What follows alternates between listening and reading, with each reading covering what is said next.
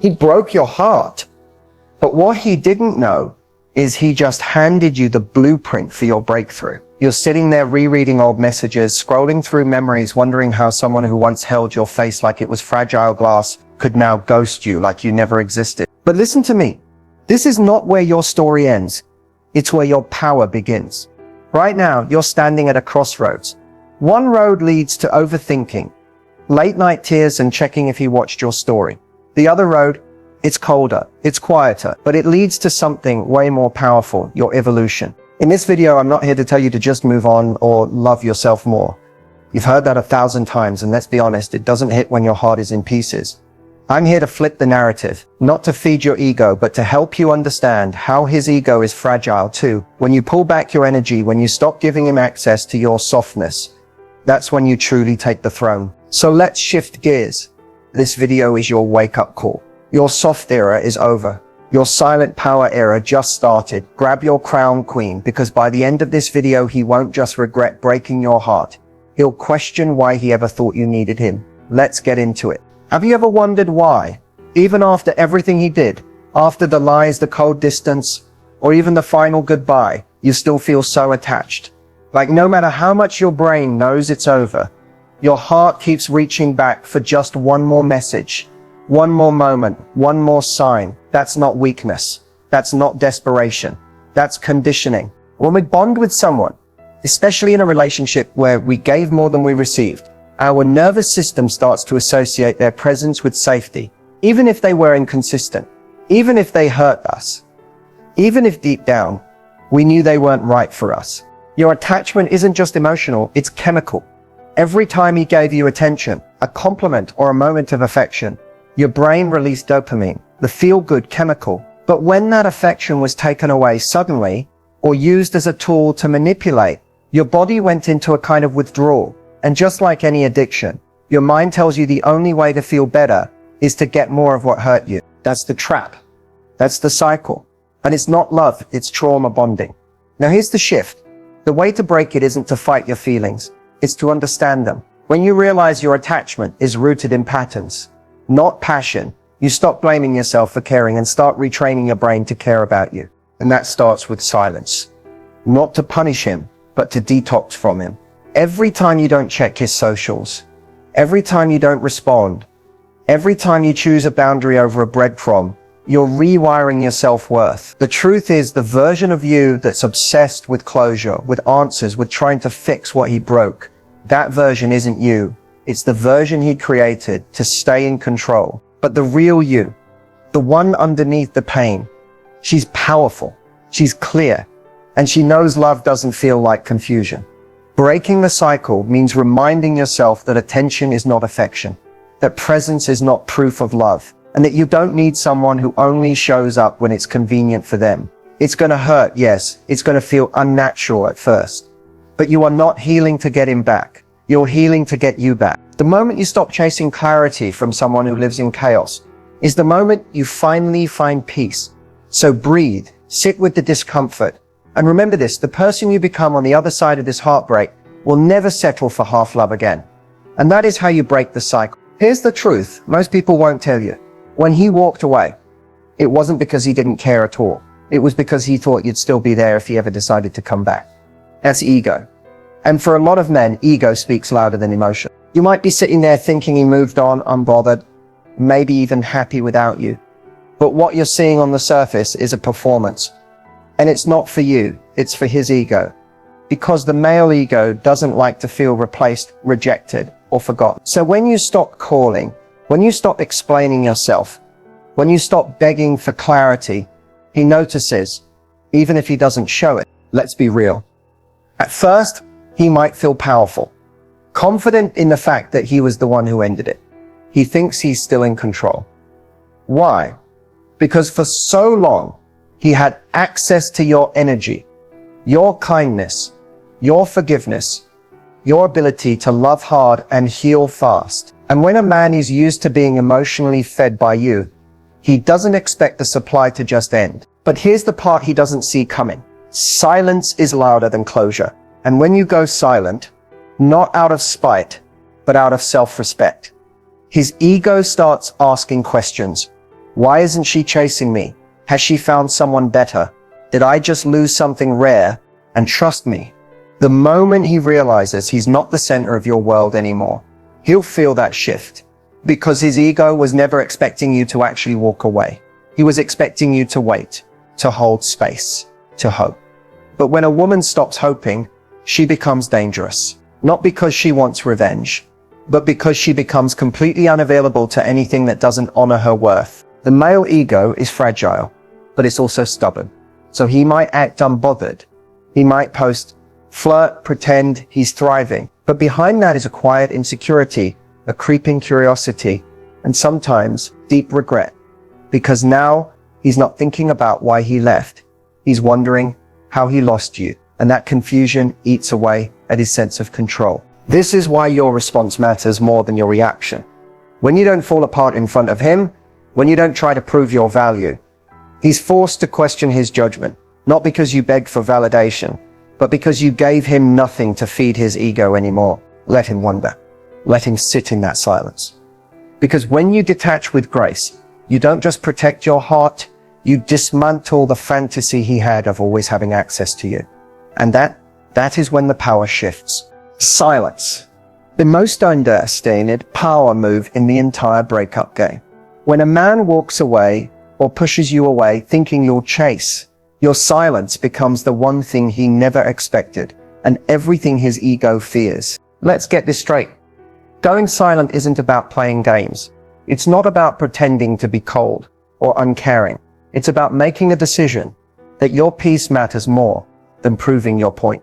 Because the second you stop explaining yourself, stop defending your worth, stop trying to fix something he broke, you take your power back. Most women feel like they need to speak to be heard. But the truth is, nothing echoes louder than absence. When you go silent, when your energy disappears from his life, it creates a vacuum. And that silence starts to haunt him in ways your words never could. Why? Because men expect noise after a breakup. They expect questions, tears, closure talks, second chances. They expect access. They expect emotion. And when they don't get it, when you suddenly become unavailable, unreachable, uninterested, it disorients them. He might not say it. He might still post selfies or go out with friends like nothing happened. But behind that performance is a quiet unraveling. Because silence isn't just the absence of noise. It's the absence of certainty. And a man who thought he had you wrapped around his finger is not ready for uncertainty. At first, he'll play it cool. He'll wait.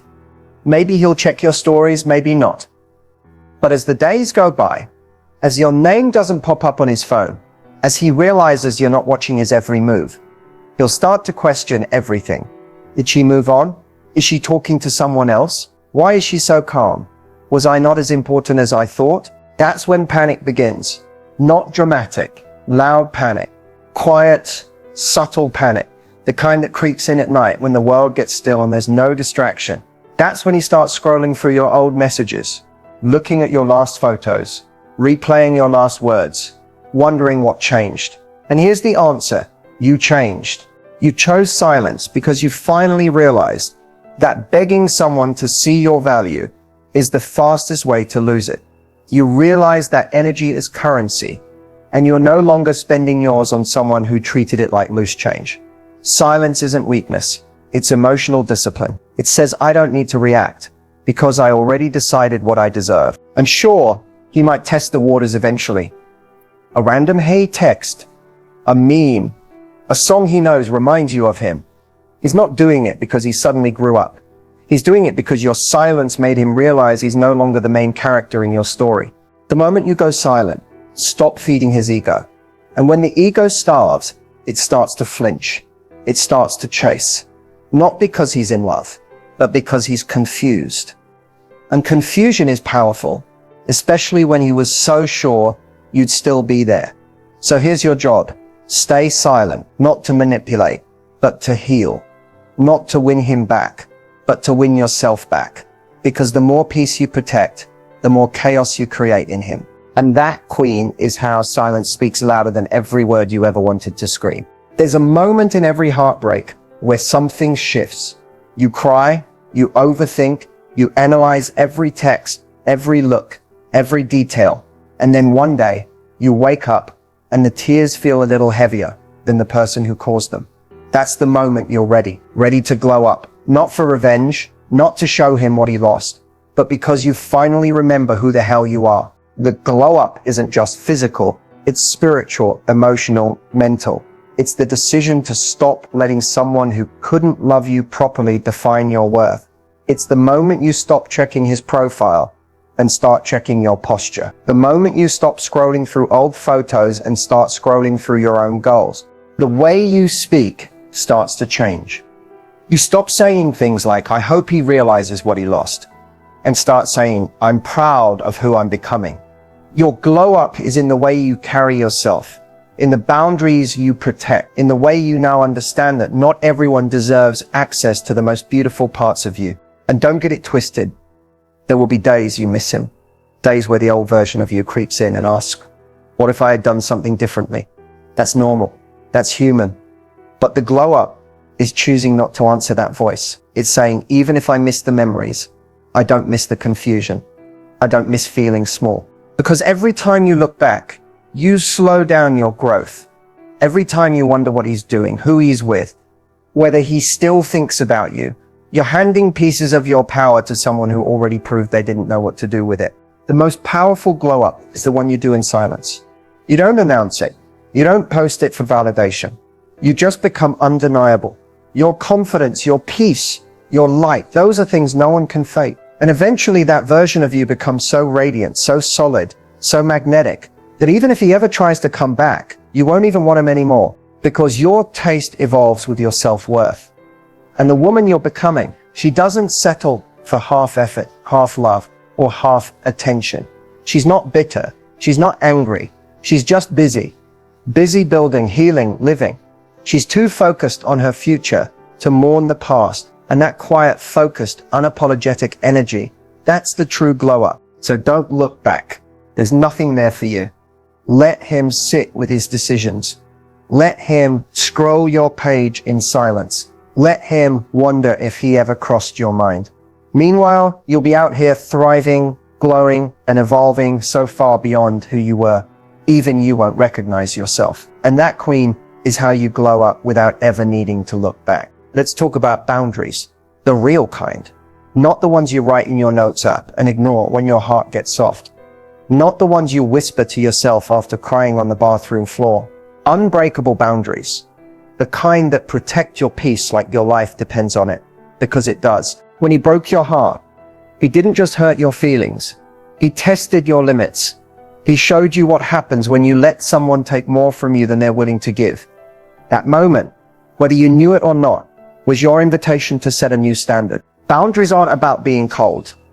They're not about punishing anyone. They're about respect. They say, I love myself too much to keep teaching you how to mishandle me. And here's the truth.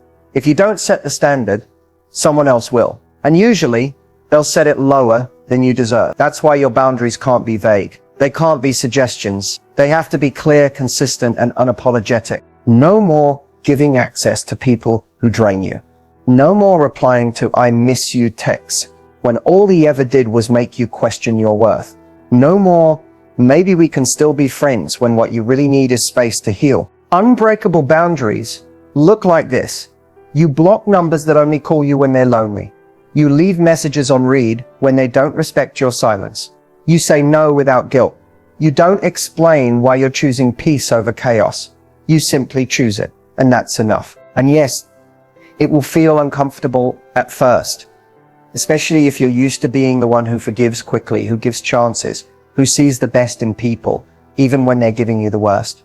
But growth begins where comfort ends, and real healing requires you to protect yourself from the people who keep reopening your wounds. The reason boundaries feel so hard is because part of you still wants to be chosen.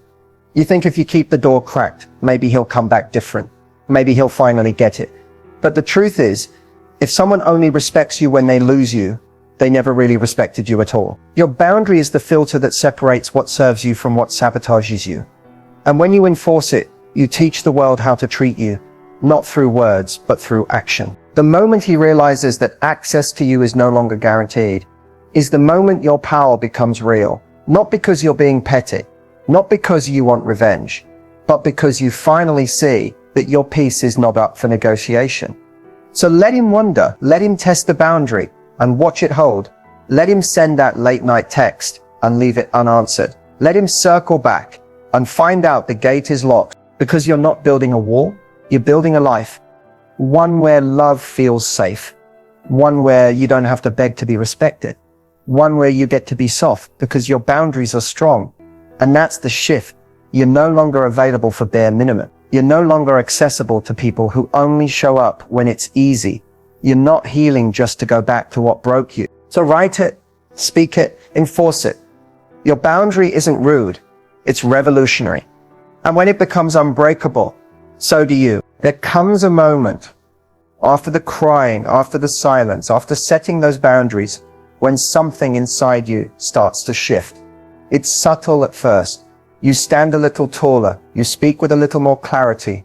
You stop second-guessing your worth. That's not a coincidence. That's the return of your queen energy. Queen energy is not about arrogance. It's not about being better than anyone else. It's about knowing you were never less. It's about stepping back into your power with grace, strength, and absolute certainty that you are always enough, even when he didn't see it, and rebuilding that energy. It starts the moment you stop chasing closure and start giving yourself confirmation. You don't need someone else to say you're valuable. You don't need him to realize he lost something rare. That's not your responsibility anymore. Your only job now is to remember who the hell you are. Queen energy is rooted in self-respect. It's not reactive. It's not desperate. It doesn't argue for love. It attracts it naturally because it radiates from within. When you reclaim this part of you, you don't wait to be chosen. You choose yourself daily. And suddenly the bare minimum doesn't impress you. Mixed signals don't confuse you. You're not afraid to walk away from anything that costs you your peace. You see, the breakup didn't break you. It revealed you. It peeled back all the layers you were hiding behind just to keep the relationship alive. And now that he's gone, you're starting to see the version of you that was buried beneath all the overthinking, overgiving, and overcompromising. The queen doesn't beg. She doesn't prove. She doesn't plead. She doesn't need to scream her worth. It's already felt in the way she carries herself, speaks and moves. Her glow isn't just physical. It's energetic. People feel it before she enters the room. And here's the truth. Queen energy doesn't mean you're never sad. It doesn't mean you don't still have healing to do. It means you own it. You don't run from your emotions. You feel them, honor them, and then rise from them. Because emotional maturity is sexy. Emotional accountability is powerful. And a woman who can sit in her pain without letting it define her, that's magnetic. So how do you rebuild this energy? You start showing up for yourself the way you used to show up for him. You invest in your mind, your body, your spirit. You keep your promises to yourself. You stop lowering your standards just to keep someone in your life. You no longer fear being alone because you've realized your own company is more than enough. You don't chase anymore. You attract, not because you're playing hard to get, but because your energy says, I know what I deserve, and I'm no longer entertaining anything less. You forgive, not to excuse him, but to free yourself. You release not because it didn't matter, but because you refuse to carry pain that isn't yours.